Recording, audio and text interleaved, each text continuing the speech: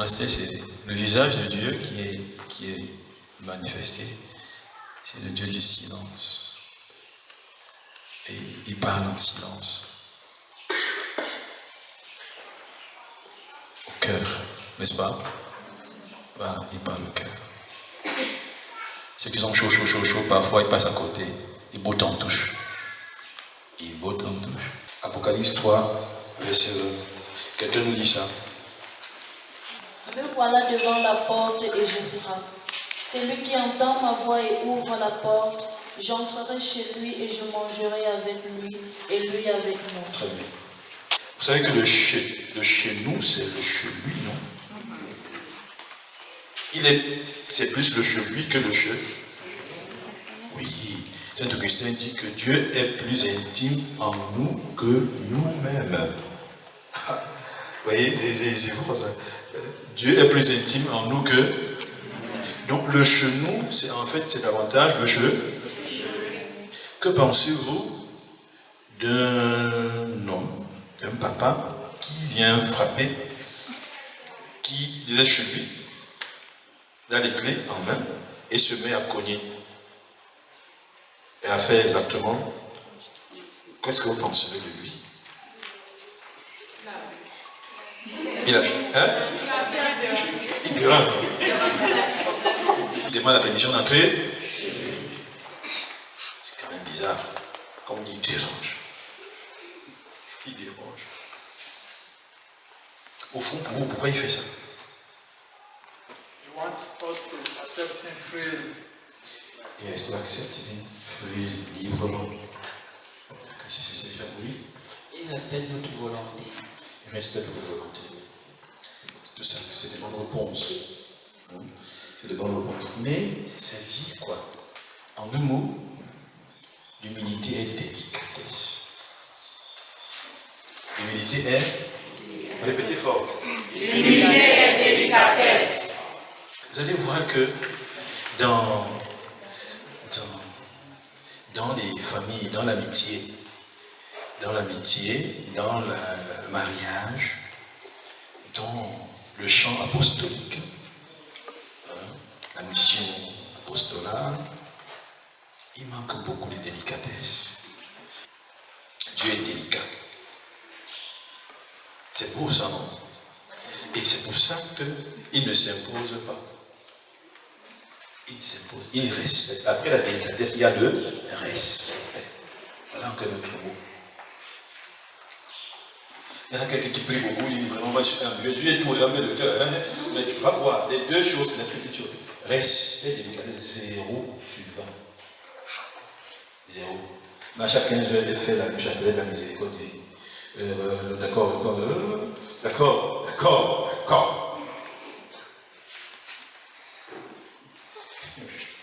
Le respect et la délit. Dieu nous respecte infiniment. Il n'y a personne qui nous respecte comme Dieu. Jésus, où est-ce qu'il a plus fait pour nous? Le monde. Vous voyez qu'il a vu, il a prêché, il a guéri. Et puis après, il y a une autre phase. La première phase là, on appelle ça la phase active. Et nous les moines, on est les ouvriers de la deuxième phase. Passif. Et lui, c'est la phase. Il faut mettre ça entre guillemets. Il faut mettre ça. Parce que quand tu dis passif là, c'est synonyme de oisif. Non, souvent c'est ça, non? Hein? Donc là, c'est parti de ce qu'elle a dit là, passif. J'ai dit entre guillemets pour que ce ne soit pas synonyme de oisif. Parce que la vraie prière, là, souvent c'est là où on est passif, on ne fait rien. Vous voulez. Et ça dérange. Ça me défile des magasins. Je veux agir. mais du calme. N'est-ce pas? Du calme. Et donc la phase là, la deuxième phase, qu'elle dit passive. Et même quelqu'un a dit là, le mot est trop gros, hein. Quelqu'un a prononcé un gros mot là. Contemple. La phrase contemple, c'est trop beau. Contemple. Mais c'est un beau mot. C'est un beau. Et vous allez vous familiariser avec ce mot-là, qui est très important. Parce que l'humble cultive des attitudes contemplatives. Bon, je ne suis pas encore arrivé là, mais c'était pour anticiper. Pour dire que le mot-là est important. Donc Jésus a plus fait où? Quand? Dans laquelle des phases? Phase active. Phase passive. Bon, maintenant, il faut expliquer. Vous le dire, c'est la phase active, peut-être passive, où il a plus fait. Parce que c'est la phase de l'amour. C'est quand l'amour devient. L'amour, quand on dit ça, l'ébullition, ça monte en degré. Ce n'est plus en 37. Non, c'est ça. Quand l'amour prend feu. Parce que c'est lui qui a dit, il n'y a pas de plus grand amour que de donner sa vie pour. Ça s'applique à qui? À lui-même. Ou deuxième phase, le don. Don, abnégation. Don, abnégation. Don, abnégation. Tu ne peux pas, pour donner et te donner, l'abnégation là, l'arrachement à soi. L'arrachement à soi. Donc, me met dans le dynamisme de l'abnégation, l'arrachement. Je mange. La deuxième phase est la plus importante. C'est là où Dieu a le plus fait pour. Parce que là, il est en train de donner, de se donner. La première phase, il a donné. Voilà, retenez bien. La première phase, il a. La deuxième phase, clair? Et c'est le coude de l'humilité. Le sommet de l'humilité. Oui, là, comme je dis, il ne fait rien, mais il fait plus que tout le monde. C'est là où il a le plus fait. Là où il a l'air de ne rien faire, il a le plus fait. Parce qu'il a le plus aimé. L'humilité nous donne de prendre notre vraie place devant Dieu et devant. On est d'accord?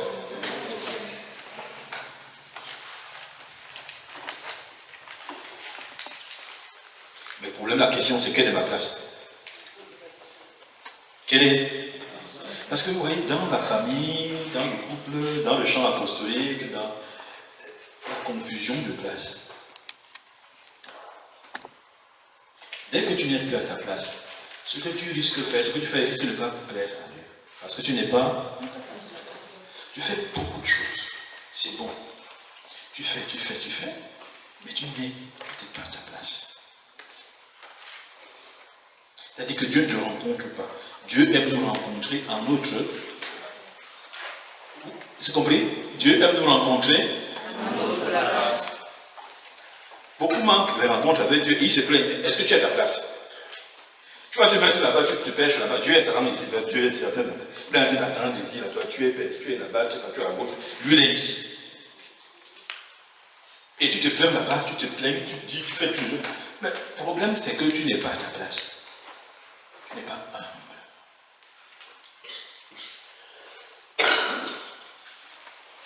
On ne peut pas être humble quand on n'est pas à sa place. C'est pas possible. Dieu, quand il vient, Jésus, quand il vient, il a pris quelle place? Et vous savez ce que c'est la dernière place? La dernière place, c'est la place où je rends le plus gloire à Dieu.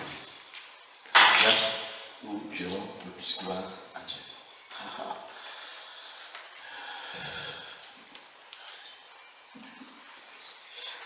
C'est là où Dieu m'attend. Parce que s'il me trouve là, il m'attend, je lui rends gloire. Il est glorifié. C'est la place où on est soi-même. La place où tu es toi-même. Ce n'est pas la place que tu prends malgré toi. Vous êtes d'accord? C'est la place où je suis heureux. Je ne suis pas heureux parce que je suis devant. Ça peut être la place de devant là pour devenir une malédiction pour toi. C'est vrai ou c'est faux? Parce que la première place là, physiquement, elle peut devenir rapidement la dernière. Ce n'est pas une place extérieure. Nous on a comme ça, nous, chez nous, il y a toujours la notion de place des moines, des rangs. Le père est devant, mais chacun par ancienneté, on respecte, l'ancien. Donc il marche comme ça. Bon, c'est pas ça. Il dit, ma place est au monde, ta place c'est ici. Donc, ça. Vous comprenez que ce que je dis là, c'est que la place là, ce n'est pas d'abord quelque chose de physique. Ce n'est pas d'abord des places au sens qu'on entend. Parce que là, il te sera difficile de savoir dans laquelle tu rentres le plus rapide. C'est ça la difficile. Parce que celui qui est en premier peut avoir pris la dernière place. C'est ça qu'il faut comprendre. C'est-à-dire que celui qui est premier là, le chef là, c'est pas ça. Je viens attendre qu'il prenne la dernière place. Oh, il lui donne en même temps la place physique, c'est qu'il est premier. Tu es le chef, tu guides les autres. C'est ta place. Mais c'est pas ça qui te sauve. Il faut encore que tu apprennes à prendre la dernière place. Et il y a un autre mot que je vais prononcer, qui va toujours dans le sens de l'humilité. Vérité.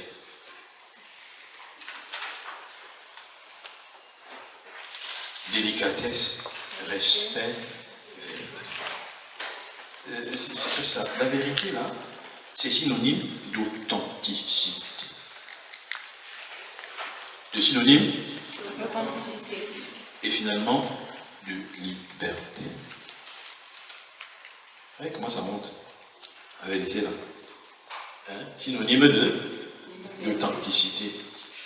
D'authenticité.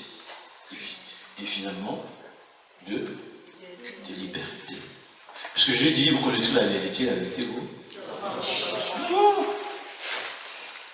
Mais la vérité ici, pour que ce ne soit pas une notion abstraite, je préfère mettre autant. On a l'impression que tu es toujours une photocopie, tu n'es jamais authentique. Que l'humilité, c'est le fait